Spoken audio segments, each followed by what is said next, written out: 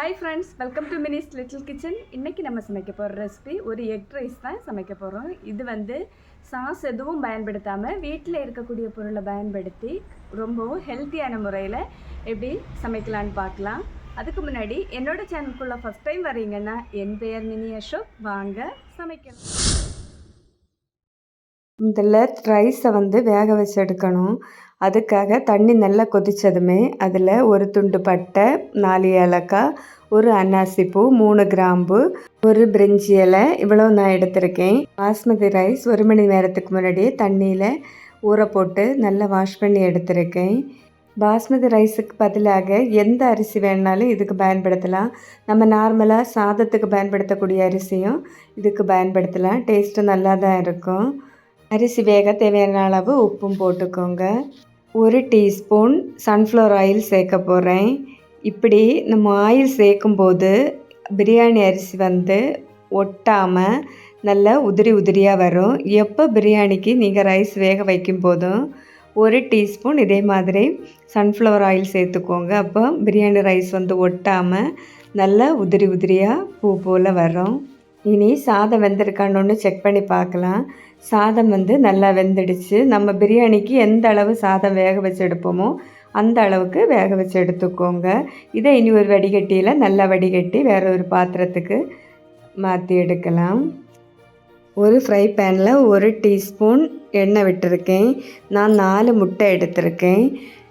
1 cup ரைஸுக்கு 4 முட்டை கரெக்டாக இருக்கும். முட்டை சேர்க்கும்போது ஃப்ளேமை நல்லா கம்மி பண்ணி வச்சுக்கோங்க. அப்போ தான் முட்டை கருகாமல் அடி பிடிக்காமல் இருக்கும்.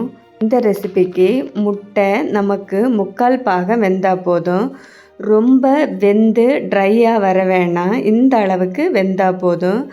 அதே மாதிரி முட்டை சின்ன சின்ன துண்டுகளாக இல்லாமல் இந்த அளவுக்கு பெரிய பீஸாக ரெடி பண்ணி எடுத்துக்கோங்க. இது எல்லாமே வேற ஒரு பிளேட்டுக்கு மாற்றலாம்.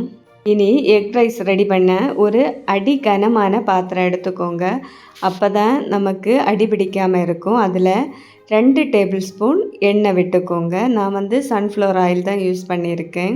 வாசனைக்காக இதில் எதையுமே நம்ம சேர்க்க வேண்டிய தேவையில்லை. நம்ம ஏற்கனவே சாதம் வேக வைக்கும்போதே வாசனைக்காக பட்டை, லவங்கம், ஏலக்காய் எல்லாம் போட்டிருக்கோம். நீங்கள் அப்படி போடாமல் சாதம் ரெடி பண்ணால் இதில் நம்ம எண்ணெய் விட்டதுமே பட்டை, லவங்கம் எல்லாமே போட்டுக்கோங்க. கிராம்பு, ஏலக்காய் எல்லாமே போட்டுட்டு வெங்காயம் போட்டுக்கோங்க. நான் வெங்காயம் ஒரு பெரிய வெங்காயம் எடுத்திருக்கேன். நல்ல பெரிய வெங்காயம் 1 எடுத்திருக்கேன். அதை இந்த மாதிரி ஸ்லைஸாக கட் பண்ணி எடுத்திருக்கேன். வெங்காயம் பாதி அளவு வதங்கினதுமே அதில் இஞ்சி பூண்டு சேர்த்துக்கோங்க. இஞ்சி பூண்டு பேஸ்ட்டு எப்போவுமே இந்த மாதிரி சேர்க்கும்போது பாத்திரத்தில் அடி பிடிக்காமல் இருக்கும். வெங்காயம் இந்த அளவு வதங்கினா போதும். இனி இதில் தக்காளி ஆட் பண்ணலாம். நான் பெரிய சைஸில் ஒரு தக்காளி எடுத்திருக்கேன். உங்கள்கிட்ட மீடியம் சைஸில் தக்காளி இருந்துச்சுன்னா 2 எடுத்துக்கோங்க. பெரிய சைஸாக இருந்தால் 1 எடுத்துக்கோங்க. தக்காளி, வெங்காயம் எல்லாம் நல்லா வதங்கி வரட்டும். தக்காளி சீக்கிரமாக வதங்குறதுக்காக கொஞ்சமாக உப்பு சேர்த்து வதக்கிக்கோங்க. அப்போ தக்காளி, வெங்காயம் எல்லாம் சீக்கிரமாக வதங்கி வரும். இனி 1 ஸ்பூன் போட்டு இந்த மாதிரி தக்காளி எல்லாம் மசிச்சு விட்டுக்கோங்க. இந்த ரெசிபிக்கு தக்காளி, வெங்காயம் எல்லாம் நல்லா வதங்கினா தான் ஒரு நல்ல டேஸ்ட்டை கொடுக்கும்.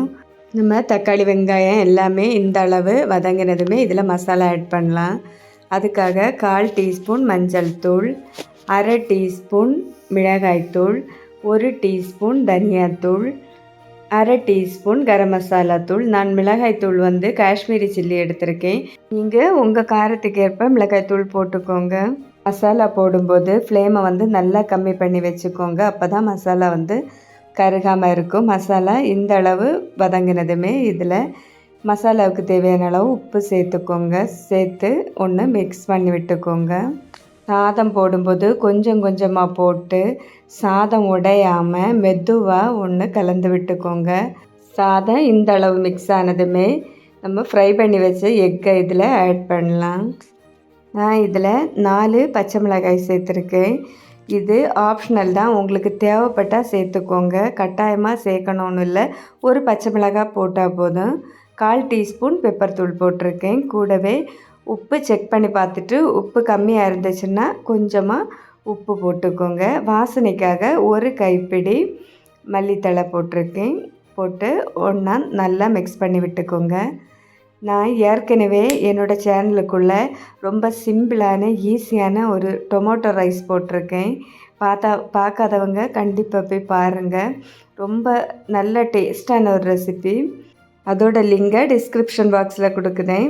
தேவைப்பட்டால் செக் பண்ணி பார்த்துக்கோங்க. இந்த மாதிரி வெரைட்டியாக குழந்தைகளுக்கு நம்ம லஞ்ச் பாக்ஸ் ரெடி பண்ணி கொடுக்கும்போது அவங்களும் லஞ்ச் வந்து விரும்பி சாப்பிடுவாங்க. குழந்தைங்க மட்டும் இல்லை, எல்லாருக்குமே இந்த லஞ்ச் பாக்ஸுக்கு யூஸ் பண்ணலாம். வேறு எந்த கிரேவியும் நமக்கு தேவைப்படாது. அவ்வளோ டேஸ்ட்டாக இருந்துச்சு. எல்லாத்தையும் சேர்த்து மிக்ஸ் பண்ணும்போது ஹை ஃப்ளேமில் போட்டு மிக்ஸ் பண்ணிக்கோங்க. அதோட வாசனையே அவ்வளவு அட்டகாசமாக இருக்கும்.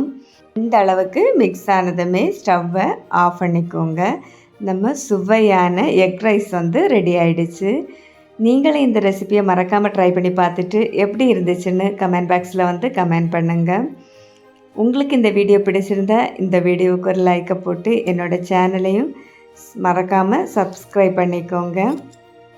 மீண்டும் அடுத்த ரெசிபியுடன் தேங்க்யூ ஃபார் வாட்சிங்.